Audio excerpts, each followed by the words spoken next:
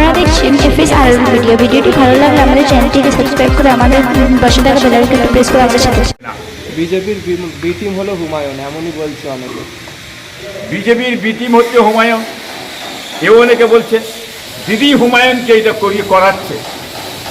কি বুঝলেন, আরো কিছু দেখবার আছে, আর একটু সহ্য করুন আপনারা। বসে আছে, মানুষ পিছিয়ে নেই।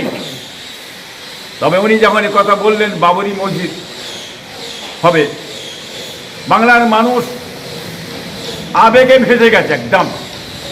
কি বুঝলেন, আবেগে যাচ্ছে, কত বুঝলেন, পথে সে আবেগে গেছে বলে আপনি সেই কাজটাকে আপনি উল্টোভাবে করবেন, এটা কিন্তু বাংলার মানুষ মেনে নেবে না। বিজেপির বি টিম হলো হুমায়ুন, এমনই বলছে অনেকে। বিজেপির বি টিম হচ্ছে হুমায়ুন, এও অনেকে বলছে। অনেকে বলছে পুরোপুরি দিদি হুমায়ুনকে এটা করাচ্ছে। কি বুঝলেন, এটাও মানুষ বলছে। মানুষ তো অনেক কিছু দেখছে, মূল্যায়ন করে দেখছে তো।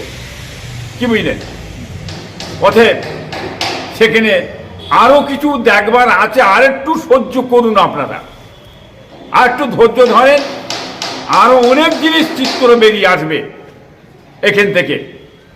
অতএব মুসলিম ভোটটা এখন তৃণমূল থেকে যে সমস্ত মানুষ তারা ক্ষিপ্ত হয়ে বেরিয়ে যাচ্ছে, একটা দল তৃণমূল থেকে বেরিয়ে চলে যাচ্ছে, সেই দলটাকে আটকাবার জন্যে এটা একটা কৌশল এই রাজ্য সরকার চালাচ্ছে। অনেকে মানুষে বলছে, আপনারা বুঝতে পারছেন। কিন্তু যদি মুসলিম ভোটটা উনি আটকায়, একটা দল করে আর একটা বের করবে, আর একদিন বের করবে, তাহলে মাঝখান থেকে তৃণমূলের অবস্থা খুবই খারাপ।